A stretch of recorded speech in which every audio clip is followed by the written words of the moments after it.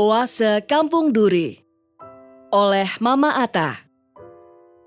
Tak banyak kampung di Indonesia yang penduduk warianya diperlakukan setara serta bisa mengekspresikan identitas seksual dan berkarya secara leluasa. Catatan editorial, Mama Atta secara pribadi lebih nyaman menggunakan istilah waria dibandingkan transpuan. Kampung yang dengan terbuka menerima para waria. Di banyak tempat, kelompok rentan ini justru kerap jadi sasaran persekusi. Berita-berita seperti waria dikejar-kejar dan dilempari batu, ditangkap dan digunduli, hingga disiram bensin dan dibakar hidup-hidup sering melintas di gawai kita dan jamak terjadi di berbagai daerah di Indonesia. Ada anggapan yang keliru, yakni tiap terjadi kesialan dan bencana, warialah menjadi penyebabnya. Kampung Duri, Jakarta Barat, mungkin satu-satunya kampung yang menerima waria dengan baik dan terbuka sebagai sesama warga yang setara. Setidaknya, itulah yang aku rasakan sedari lahir dan tumbuh dewasa di Kampung Duri pada tahun 1970-an. Waria-waria ini bekerja dari menjual makanan, perias salon, hingga pekerja seks. Tak seperti di kampung lain, di mana waria sering menyembunyikan identitasnya, bahkan dari keluarga sendiri, karena tidak diterima. Tak sedikit dari mereka bahkan lari dari rumah di usia sangat dini, tak cukup bekal pendidikan dan kecakapan bekerja. Bahkan tak punya kartu identitas diri. Mereka pergi ke kota-kota untuk menyambung hidup dengan kerentanan berlipat ganda. Kurangnya kecakapan dan tanpa identitas diri menyebabkan mereka tak dapat menikmati fasilitas-fasilitas kesehatan. Jalan pintasnya dan pilihan cepatnya adalah dengan menjadi pekerja seks. Kampung Duri ibarat oase dalam hal ini, di mana para waria seperti warga lainnya punya kartu penduduk, meski tak sedikit dari mereka yang tak cukup pendidikan dan kecakapan kerja. Setidaknya, mereka bisa menikmati layanan kesehatan saat sakit. Karena penerimaan ini, banyak waria dari berbagai daerah tinggal di sini dan menjadikan kampung ini menjadi salah satu wilayah paling padat nomor 2 di Asia. Pada tahun 1970-an, Kampung Duri memang dihuni banyak waria. Bahkan dekat rumahku dulu, ada satu kontrakan yang berisi waria dari berbagai daerah. Sampai-sampai ada satu gang disebut Gang Bencong, karena padatnya penduduk waria di sana.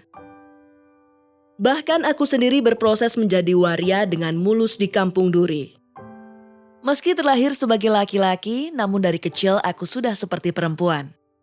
Aku senang memakai baju perempuan, bermain dengan mainan perempuan, dan suka membantu belanja emak ke pasar, dan kalau sudah pulang sekolah, membantu memasak di warung. Saat kanak-kanak, ku ingat kalau main rumah-rumahan, aku selalu menjadi sosok ibu. Warung emak berada di tengah pasar Pos Duri. Sekarang pasar itu masih ada, meski sudah beberapa kali direnovasi. Kenanganku terhadap warung emak begitu indah. Aku senang membantu emak melayani para pelanggan. Saat itu aku senang sekali kalau lagi membantu di warung. Banyak pelanggan minta aku layani. Aku tersipu-sipu kalau mereka bilang padaku, lucu dan cakep. Sekarang umurku sudah 55 tahun. Karena dari kecil aku sudah seperti perempuan, orang yang tinggal dekat dengan rumahku sudah mengerti karakter dan tingkah laku aku. Seiring berjalannya waktu, aku pun tumbuh menjadi seorang waria. Beruntungnya aku tinggal di wilayah Kampung Duri, karena warga sekitar sudah menerima keberadaan kami dan kami juga bisa menyatu dengan warga sekitar. Para waria di Kampung Duri juga menikmati hak berhimpun dan berkesenian. Mereka punya ruang untuk berkarya dan mengasah kreativitasnya. Dalam berkesenian, mereka bergabung dalam kelompok kesenian bernama Teater Manekin. Pada 20 Oktober 2016, kelompok ini berkembang menjadi Sanggar Seroja, nama yang diinspirasi dari nama bunga yang hidup di air keruh.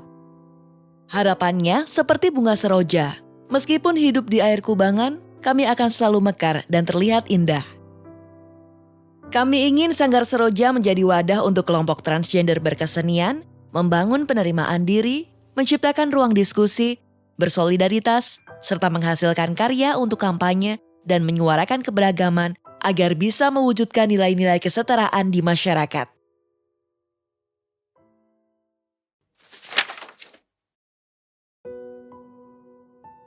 solidaritas saat pandemi.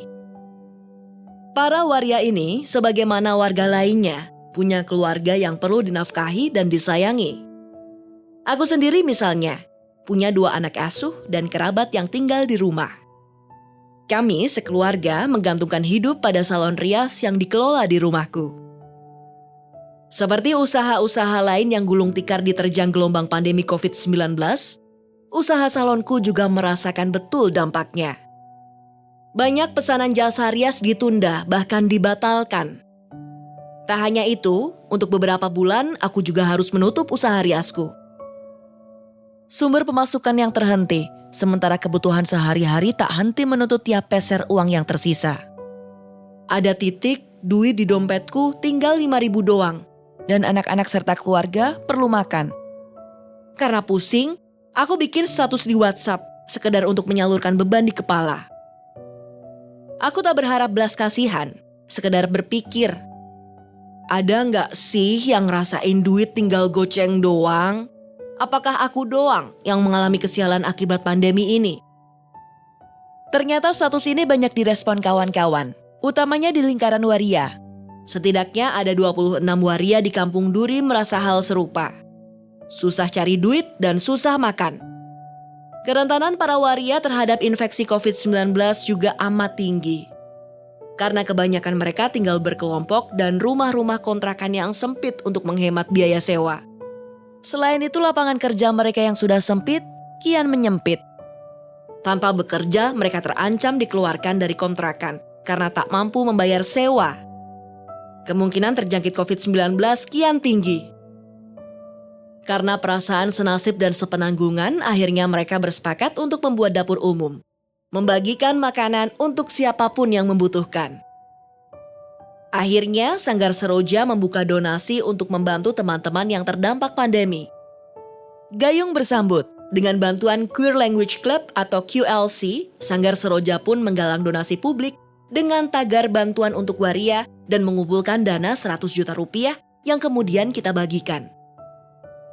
Mereka mendapukku sebagai juru masak untuk membantu teman-teman waria yang kehilangan mata pencaharian dan kesulitan menyambung hidup. Aku mau membantu karena aku sendiri merasakan kebutuhan untuk dibantu. Sederhananya, kalau aku tak bisa bantu duit, minimal aku bantu tenaga. Karena itulah, aku jadi relawan. Aku menggerakkan semua anggota keluargaku untuk membantu dapur umum ini. 2 anak asuh, kakak dan 2 relawan lain tiap hari berjibaku menyiapkan makanan. Setidaknya, tiap hari kami masak 140 porsi makanan untuk makan siang dan makan malam warga sekitar. Tak hanya untuk warga Kampung Duri, hidangan ini juga kami distribusikan hingga Kampung Kalianyar, sebelah Kampung Duri. Kesulitan lain yang aku hadapi selama menjalani dapur umum adalah kesulitan mendapatkan bahan baku karena pasar-pasar ditutup jam-jam tertentu. Pas itu masa pembatasan sosial berskala besar PSBB, di mana operasi pasar dibatasi, guna mengurangi kerumunan massa yang berpotensi menyebarkan virus COVID-19. Selain itu, keterbatasan juru masak juga jadi persoalan. Kesulitan ini akhirnya disiasati dengan mengubah pola bantuan. Setelah PSBB, bantuan yang sebelumnya diberikan berupa makanan jadi, diganti dengan membagi bahan kebutuhan pokok dan uang jajan. Sebelumnya dibagi tiap siang dan malam, menjadi dibagi seminggu sekali. Kami pun mengadakan dana bergulir untuk memodali teman-teman Seroja mendirikan usaha kuliner. Seiring berjalannya waktu, kami mengelola 7 bisnis kuliner kecil-kecilan. Salah satunya milikku sendiri, Bolu Mama Pandan. Sanggar Seroja juga masih tetap mengadakan pementasan teater meskipun hanya lewat virtual. Bantuan ini sangat meringankan beban para waria yang rata-rata pendapatannya terjun bebas hingga 70% selama pandemi. Yang ngamen sehari paling bagus cuma bisa dapat Rp50.000. Yang paling parah ya yang seperti aku, merias yang tak punya pendapatan sama sekali.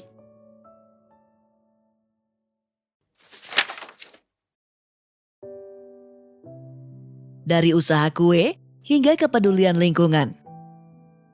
Saat pandemi pada puncaknya, pemerintah mengucurkan bantuan sosial yang didistribusikan melalui RT di masing-masing kampung. Puluhan waria di Kampung Duri juga ikut mengajukan bantuan ini. Namun, meski memiliki KTP dan nomor wajib pajak, hanya 2 hingga 3 orang yang diakomodasi pemerintah setempat. Pengalaman pahit sulit mengakses dana bantuan sosial membuat para waria anggota Sanggar Seroja berusaha untuk bikin usaha mandiri berskala kecil.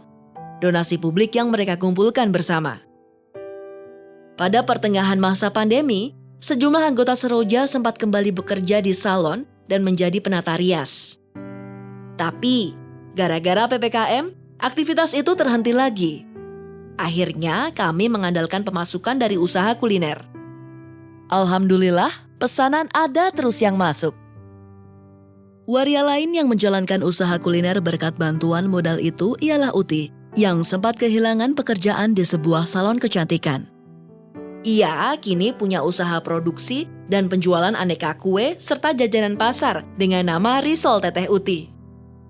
Awalnya jualan risoles karena memang aku punya resepnya, dan memang sejak lama aku bisa bikin kue dan aneka jajanan pasar, kata Uti. Produk-produk Uti dikemas dengan kemasan menarik dan dipromosikan di media sosial. Pemesannya datang dari berbagai wilayah di Jabodetabek. Aku kirim dengan memberdayakan warga sekitar yang bekerja jadi tukang ojek. Jadi saling membantu, ujarnya. Dalam beberapa kesempatan seperti bulan Ramadan, Uti juga membuka lapak berjualan di sekitar tempat tinggalnya. Bagi Uti, bantuan permodalan ini menjadi gagasan cemerlang untuk kalangan waria. Kami terbantu banget jadi bisa punya usaha sendiri dan tak bingung lagi cari uang untuk makan, katanya. Hal yang tak kalah penting, kata Uti, dengan adanya kegiatan membuat kue ini, ia tak lagi stres memikirkan tekanan hidup akibat pandemi. Setelah pandemi usai, Jakarta dilanda kemarau panjang dan kualitas udara yang sangat buruk. Bahkan salah satu yang terburuk di dunia. Karena kami sedang aktif di isu lingkungan hidup, kami juga membuat kostum untuk superhero-superhero unik dari bahan daur ulang. Ada kostum trans superhero, ada kostum Asih yang merupakan pahlawan di bidang kesehatan, kostum Dana yang pahlawan keuangan, Feilan yang pahlawan kebersihan, dan Tara sang pahlawan advokasi. Dengan kostum-kostum itu, kawan-kawan Sanggar Seroja sering mengadakan pementasan yang berkaitan dengan isu lingkungan hidup serta aksi-aksi termasuk untuk isu perubahan iklim. Di tahun 2023 ini, kami mengadakan pementasan dengan naskah hayalan sendiri. Pada pementasan yang didukung oleh Voice Global ini, kami mengangkat kisah keluarga Jawara Silat Betawi yang mempunyai 5 orang anak, semuanya waria. Sang bapak sangat murka dengan keadaan ini hingga mengusir semua anaknya satu persatu. Tapi, kelima anaknya kemudian berhasil menjadi orang-orang yang sukses dan terkenal. Lakon ini akan dimainkan oleh rekan-rekan Sanggar Seroja beserta seorang laki-laki yang menjadi karakter Babe.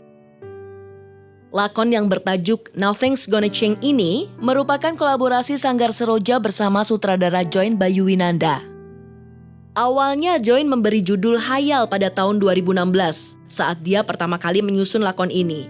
Dan kemudian diganti judul Nothing's Gonna Change yang menggambarkan getir pahitnya kehidupan awal yang dijalani berbagai ragam minoritas gender. Yang paling berat adalah penolakan orang tua. Para pemeran lakon ini adalah 9 waria dan 1 pemeran laki-laki. Devi Bernadette, Join Bayu Winanda, Wanti Soraya, Tatiana Caldera, Donita, Yara Syahrazad, Shirley Wijayanto, Mama Atta, Meta Gurita, dan Nuke Herawati. Pementasannya berlangsung di Auditorium Gelanggang Remaja Jakarta Barat pada 29 September 2023 dan terbuka untuk semua kalangan dari pelajar hingga penggiat teater. Cerita Nothing's Gonna Change ini ingin menyuguhkan gambaran kehidupan waria yang kerap menghadapi pengusiran dari keluarga. Ia disajikan dengan apik dengan berbagai adegan komedi satir di berbagai babak. Dengan cara ini kami berharap bahwa kritik kami terhadap realitas sosial dapat sampai di benak para audiens dengan tanpa merasa digurui, sekaligus terhibur dan melahirkan empati yang ujungnya dapat mengikis stigma tebal terhadap para minoritas gender ini. Diskusi, latihan, dan penggodokan pementasan banyak dilakukan di Kampung Duri yang bagiku adalah tempat yang sangat indah dan berarti. Meskipun banyak yang bilang kampung ini kumuh dan padat, aku bahagia menjalani kehidupanku di sana. Apalagi di kampungku banyak sekali teman-teman waria dan pendatang yang saling berbaur. Keberadaan kami dan Sanggar Seroja pun sangat diterima oleh warga. Bahkan pihak RT dan Ormas tempat pun selalu mendukung kegiatan kami. Anak-anak kecil di Kampung Duri sudah tidak merasa aneh melihat kami yang waria. Dan setiap Sanggar Seroja melakukan latihan di tengah pasar atau parkiran pasar, anak-anak sekitar akan ramai menonton kami. Bahkan kadang mereka minta diajak ikut latihan dengan kami. Aku sangat bahagia menjalani kehidupanku saat ini. Apalagi sekarang aku diberi kepercayaan oleh Tuhan untuk merawat dan membesarkan seorang anak. Anakku memanggil aku Mama, dan mulai dari situ banyak orang memanggilku dengan sebutan Mama Ata.